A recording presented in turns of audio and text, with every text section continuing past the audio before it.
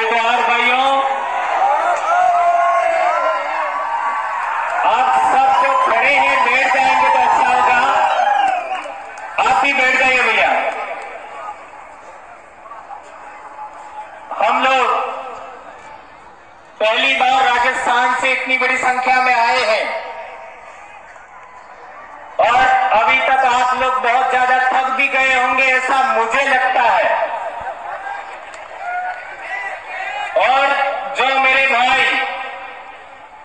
जिनको सुनना चाहिए था वो थोड़ा इधर उधर हो गए, थक गए, पक गए, ऐसा भी मुझे लगता है। लेकिन हम लोगों को पेशेंस रखना होगा, धैर्य रखना होगा।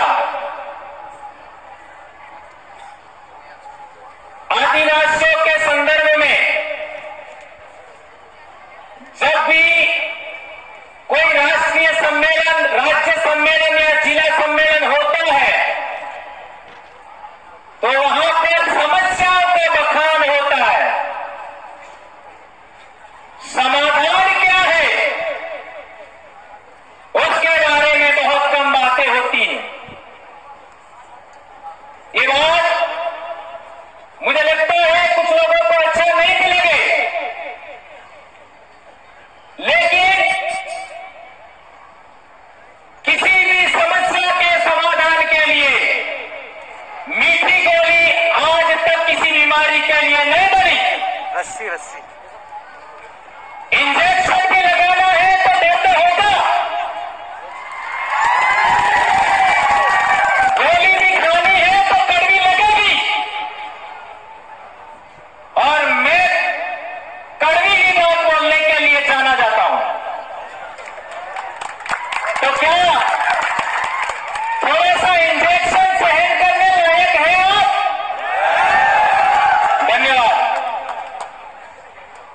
अब हमने देखा 5 जनवरी 2011 सुप्रीम कोर्ट के जजमेंट ने कहा कि 6,000 साल से आदिवासियों के साथ शोषण, दमन, उत्पीड़न हो रहा है। तो क्या हम अगले 6,000 साल के लिए तैयार हैं? अगले 6,000 साल बाद इस धरती पर आदिवासी बचेगा? बचेगा या नहीं बचेगा? नहीं बचेगा। देश आजाद होने से पहले आदिवासी संगठन था, आदिवासी आत्मनिर्भर था, आदिवासी स्वावलंबी था। 75 साल में 5 किलो अनाज का मोहताज हो गया है। 5 किलो अनाज का मोहताज हो गया, एक हैंडपंप का मोहताज हो गया, एक बीपीएल आवास का मोहताज हो गया। और डेमोक्रेसी की बात करो, एक पोटली का मोहताज हो गया, पोटली का। डेमोक्रेसी इस देश में रूल ऑफ लॉ है। यदि रूल ऑफ लॉ है तो सुप्रीम कोर्ट के जजमेंट लागू हुए होते। हुए क्या? समता जजमेंट लागू हुआ क्या? वेदांता जजमेंट लागू हुआ क्या? कौन सा जजमेंट लागू हुआ बताइए मेरे को। यदि इस देश में रूल ऑफ लॉ है तो हमारे सांसद, हमारे विधायकों को अपनी मर्जी से वहां बोलने का हक होता। क्या हक है? क्या वहां पर बोलते आदिवासी के विरुद्ध? नहीं बोलते। आदिवासियों के संदर्भ में जितना कानून बने, कौन सा कानून लागू हुआ? आज SC/ST एक्ट के विरोध में काम हो रहा है, कौन सा नेता बोला? कौन सा सामाजिक कार्यकर्ता बोला? क्या हो रहा है? मध्य प्रदेश, राजस्थान में अनाप शनाप एक्ट्रोसिटी हुआ 2 साल में। अनाप शनाप कौन बोला? कौन पॉलिटिकल लोग बोला?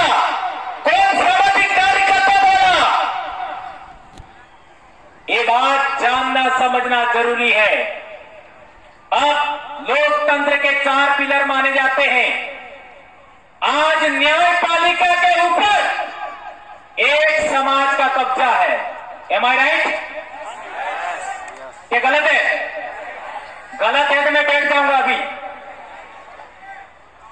मीडिया हाउस पर दूसरा पिलर, मीडिया हाउस पर एक ही समाज का कब्जा है। जिसका न्यायपालिका में कब्जा है उसी का मीडिया हाउस पर कब्जा है। एम आई राइट? तीसरा कार्यपालिका, 79% कार्यपालिका पर एक ही समाज का आज की तारीख में कब्जा है। क्या ये बात गलत है कि राइट है? चौथा बचा व्यवस्थापिका। तो आदिवासी ने निर्णय करके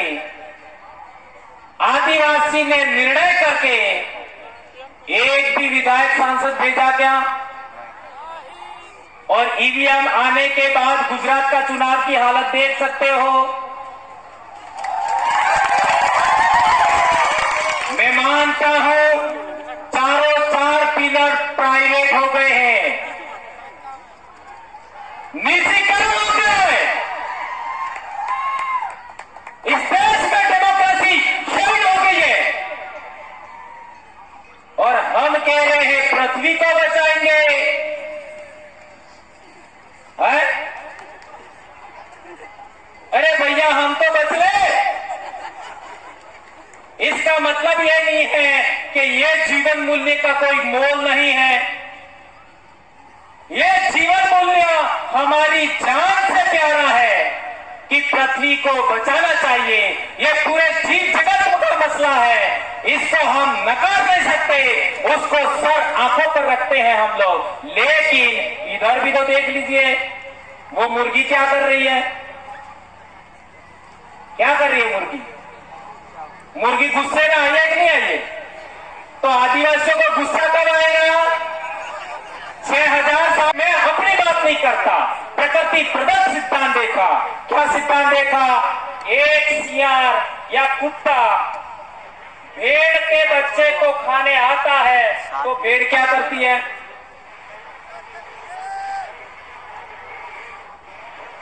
सबसे भोला जीव माना जाता है भेड़, सबसे भोला जीव। तो वो भेड़ भी सियार या कुत्ते के सामने लड़ने के लिए तैयार होती है। यह अनपढ़ आदिवासियों ने जाना था, सीखा था। हम पढ़े लिखे लोगों ने इससे कोई सबक सीखा क्या? सीखा क्या? नहीं सीखा। ये मुर्गी का उदाहरण, आपको बिल्ली है, वो काटने आ रही है तो वो गुस्सा हो रही है। और मेरे भाई पेंटर गोसा जी ने पृथ्वी को भी गुस्से में दिखाया है। तो थोड़ा सा गुस्सा में कर लूं क्या? जायज है क्या? प्रकृति का सिद्धांत है, मैं क्या कर सकता हूं? ठीक है, छोटी सी बात, ज्यादा बड़ी नहीं। मैं कहना चाहता हूं कि हमारे देश में कल 13 तारीख को तिलका मांझी का शहादत दिवस था। तिलका मांझी ने जो आंदोलन लड़ा, क्या वो आंदोलन आदिवासी नेतृत्व में था या नॉन ट्राइबल के नेतृत्व में था? स्वतंत्र आंदोलन था, ट्राइबल के नेतृत्व में, तिलका मांझी के नेतृत्व में स्वतंत्र आंदोलन था। दूसरी बात, उसी के बाद में बिरसा मुंडा का आंदोलन हुआ, वो भी स्वतंत्र आदिवासी लीडर के नेतृत्व में आंदोलन था। सही है गलत है? इधर नायक आंदोलन देख लीजिए, पंचमहाल का, ये छोटा उदयपुर के पास में 1868 का, वो भी जोरिया परमेश्वर और रूप सिंह नायक के नेतृत्व में स्वतंत्र आंदोलन था। इधर भीमा नायक का आंदोलन देख लीजिए, वो आंदोलन भी आदिवासियों का स्वतंत्र था। किसी दूसरे के नेतृत्व में नहीं था। टंटिया भील का आंदोलन देख लीजिए, वो भी स्वतंत्र आंदोलन था। स्वतंत्र आदिवासियों के नेतृत्व में आंदोलन होने की वजह से हमको हक अधिकार मिले। हमारे राजस्थान की बात करो, यानी दाहोद से आगे की बात करो, तो 1881 में पहला आंदोलन फुले वापसी का हुआ था। वो आंदोलन हमारी सामाजिक लीडरशिप, कमेटियों के नेतृत्व में, आदिवासियों के मुखियों के नेतृत्व में हुआ था, यानी वो भी आंदोलन लीडरलेस नहीं था। इसके बाद संत सुरमाल खराड़ी का भगत आंदोलन हुआ, वो भी मैट कोट वालों के नेतृत्व में हुआ, वो भी लीडरलेस नहीं था। और इसके बाद मानगढ़ का आंदोलन, जिसको संत गोविंद गुरु महाराज का आंदोलन कहते हैं, उसमें भी 1,80,000 मैट कोट वालों का आंदोलन था। तब जाकर के हमको हक अधिकार मिले। अब मैं कहना चाहता हूं, मैं जिस गांव से आया हूं वो संत गोविंद गुरु महाराज का ही गांव है। मेरे ही गांव में 6 साल तक गोविंद गुरु को रोटियां खिलाई, और वो आंदोलन शुरू हुआ था 1881 में। याद रखिए, 1881 में हमारे भक्तों का संगठन था। और कांग्रेस कब बनी? ये इंजेक्शन है 1885 में। तो आदिवासियों की लीडरशिप है, वो सीनियर है और कांग्रेस जूनियर है। आदिवासियों की लीडरशिप सीनियर है, कांग्रेस जूनियर है। और देश में आदिवासियों की स्वतंत्र लीडरशिप का सबसे पहले कांग्रेसीकरण हुआ। इंजेक्शन नंबर 1, और इसी कांग्रेसीकरण से संघीकरण हुआ नंबर 2 इंजेक्शन, और इसी संघीकरण से भाजपाईकरण हुआ नंबर 3 इंजेक्शन। और आदिवासी नेता बनने लगे, लीडर नहीं रहे। और नेता भी कैसे? जो दूसरे सेलेक्ट करते हैं और आदिवासियों को थोप देते हैं, लो तुम्हारा नेता। 75 साल से हम लोग आज तक हमारा एमएलए कौन बनेगा, एमपी कौन बनेगा, उसका निर्णय लेने लायक नहीं बने। इस देश में सबसे लायक कोई कौम है, आदिवासी है। इस देश के अंदर सभी वनस्पति में क्या खाने लायक है, क्या खाने लायक नहीं है, उसका ज्ञान भी आदिवासी ने सबको दिया। दवाइयों के मामले में हम देखते हैं तो कौन सी वनस्पति से कौन सी दवाई बनती है, इसका ज्ञान सबसे ज्यादा आदिवासी को है। और आदिवासी अहिंसक कौम है। आज भी इस देश के निर्माण में सड़कें देख लीजिए, आपका डैम देख लीजिए, सबके निर्माण में आदिवासियों का रोल है। मैं सवाल पूछना चाहता हूं, केवड़िया क्यों नहीं बचा पाए? हसदेव क्यों नहीं बचा पाए? पारसनाथ में क्या हो रहा है? आपका ये कॉरिडोर बन रहा है, क्या हो रहा है? ये बुलेट ट्रेन हो रही है, क्या हो रहा है? देख लीजिए, रतनमाल में क्या हो रहा है, हमारे काकरी डुंगरी में क्या हुआ, कार्तिक बिल के साथ क्या हुआ है? मध्य प्रदेश में हमारी बेटियों के साथ क्या हुआ? क्या होगा? एक ही समाधान बचा है, सिंगल समाधान। और वो समाधान कितना भी बुरा लगे, मैं कहने ही वाला हूं। एक ही समाधान है, सिंगल। डेमोक्रेसी के अंदर रूल ऑफ लॉ को मानते हो तो इस देश में जो निर्णय करने वाली संस्थाएं हैं, जिनको हम लोग विधानसभा कहते हैं, लोकसभा कहते हैं, वहां आदिवासियों के द्वारा सेलेक्टेड और इलेक्टेड जनप्रतिनिधि जाना चाहिए। इसके अलावा कोई विकल्प नहीं।